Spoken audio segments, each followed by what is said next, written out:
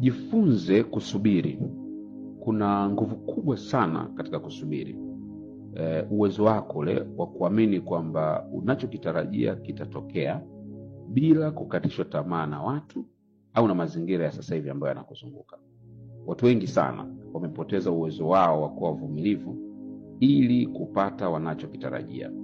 Unajua, tunaishi katika ulimwengu wa watu kuonyesha kuwa wamefika kabla yako. Yaani watu kuonyesha kuwa wewe ni wa mwisho katika kila kitu unachokifanya, na kwamba usipokuwa makini wewe unaweza ukaingia kwenye mtego wa kushindana nao. Kuna hali fulani ya uvumilivu ambayo ni kama vile inaendelea kupotea katika kizazi chetu. Na kwa sababu ya kutokuwa tayari kuvumilia au kusubiria mchakato ukamilike, kuna watu wengi sana wamejilazimisha kuingia kwenye vitu ambavyo baadaye vimewaletea madhara. Kuna watu ambao wameingia kwenye mahusiano kwa haraka sana, wakiogopa kama vile watapoteza muda, watapoteza fursa, ambao sasa hivi wanayajutia mahusiano yao kwa sababu nia kubwa haikuwa upendo. Nia kubwa ya kuingia kwenye mahusiano ilikuwa ni kwamba wasionekane kwamba wao wamechelewa, wasionekane kwamba wao bado ni single. Kuna watu ambao wamekubali kufanya kazi ambazo walijua kabisa moyoni kwao kwamba hizi kazi sio sahihi, ila waliona zitawapa hadhi fulani wanaoitafuta mbele ya wengine. Yaani anaona kabisa nikipata hii kazi basi itanipa hadhi, lakini ndani ya moyo wake anajua kabisa hii sio kazi ninayopenda na sio kazi sahihi kwangu. Na pengine wakizipata zitawaonyesha kwamba wao hawajachelewa kama watu wengine. Kuna wengine ambao walilazimika kupata pengine watoto, lakini unakuta hawakuwa tayari, ila walikuwa wanataka kuwathibitishia watu kwamba na mimi naweza nikapata. Kuna watu ambao kwa kushindwa kusubiri, nimeshakutana nao, wamejikuta wamejilazimisha kupata pesa kwa njia za mkato, lakini madhara waliyopata kutokana na hizo fedha ni makubwa kiasi kwamba leo hawana amani. Wengine wamejiingiza kwenye kesi, wengine wamefungwa, wengine wamejiingiza katika kuharibu jina lao, na hiyo haijawapa furaha ambao walikuwa wanaifikiria, na wengine wamekosa amani kabisa. Wapo wengine ambao wameingia kwenye matatizo makubwa sana, kiwango ambacho wamepoteza hata vitu ambavyo walikuwa wamevijenga na kujimarisha navyo kwa muda mrefu. Mambo yanapochelewa kwenye maisha yako haimaanishi hayatatokea.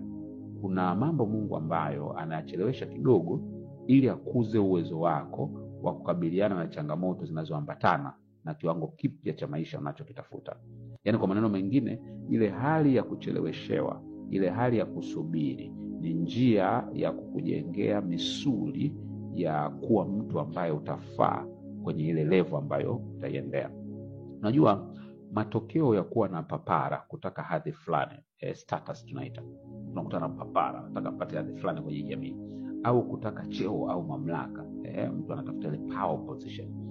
Anakuwa na papara. Sio kitu kibaya kutafuta hivyo vitu, lakini anakuwa na papara na kuitaka kwa njia fulani za mkato ambazo haziko sawa sawa. Au mtu anatafuta umaarufu, popularity, anatafuta kwa njia yote ile. Hivi vitu vimewafanya wengi sana wajipeleke mahali kabla wakati wao kufika. Kuna kitu tunaita premature exposure, ambayo sasa imepelekea watu wasidumu katika mafanikio yao.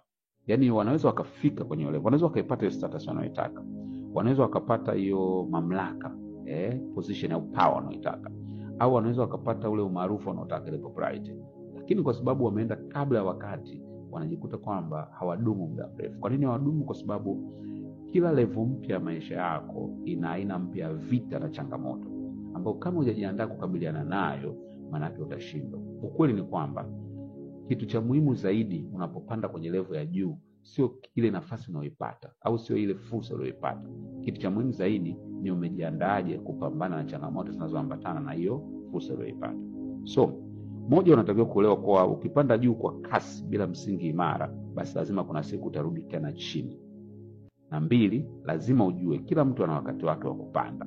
Usilazimishe wakati wa wengine kung'awa wakati wako pia. Maisha ni zamu kwa zamu. Tatu, kumbuka hata kama unaona umechelewa, usikubali kufanya kisicho sahihi ili kujilazimisha kupanda. Fanya kilicho sahihi hata kama inaonekana umechelewa. Fanya kitu ambacho kesho utajutia. Na nne na mwisho ni kwamba kumbuka, hautakiwi ushushe wengine ili wewe upande. Onyesha uwezo wako na utapandishwa. Kumbuka kitu kinaitwa the law of timing. Ni muhimu sana kwenye mafanikio yako. Unaweza kujifunza zaidi kupitia mitandao yangu ya kijamii, yani YouTube, Facebook, Instagram na TikTok kwa jina la Joel Nanauka. See you at the top.